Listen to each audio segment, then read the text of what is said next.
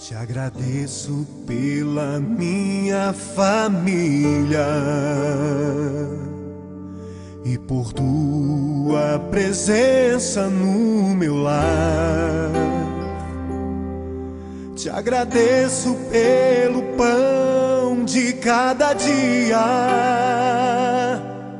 que o Senhor nunca deixou faltar. Te agradeço pela nossa harmonia. Só em Ti, Senhor, podemos confiar. Já te agradeço pelas Tuas maravilhas e os milagres que ainda há de operar. A minha família é bênção do Senhor. Me ensina a tratar minha família com amor.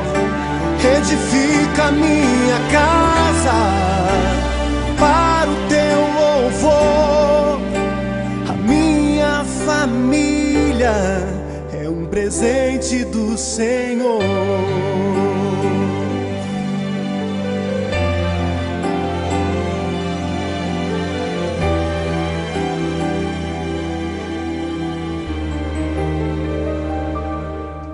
Te agradeço pela minha família e por Tua presença no meu lar. Te agradeço pelo pão de cada dia que o Senhor nunca deixou faltar. Te agradeço pela nossa harmonia. Só em Ti, Senhor, podemos confiar. Já te agradeço pelas Tuas maravilhas e os milagres que ainda há de operar. A minha família é bênção do Senhor. Me ensina a tratar minha família com amor. Edifica minha casa para o Teu louvor.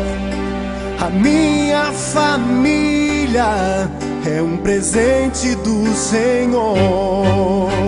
A minha família é bênção do Senhor. Me ensina a tratar minha família com amor.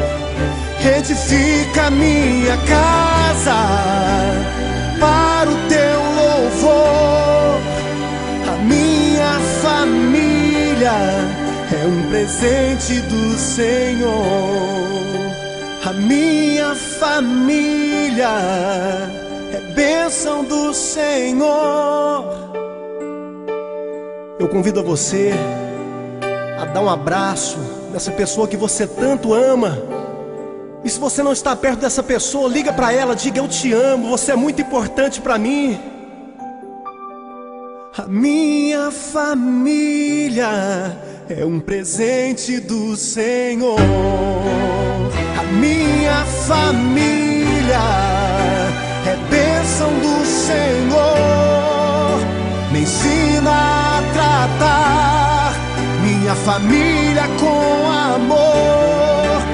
Edifica minha casa para o Teu louvor.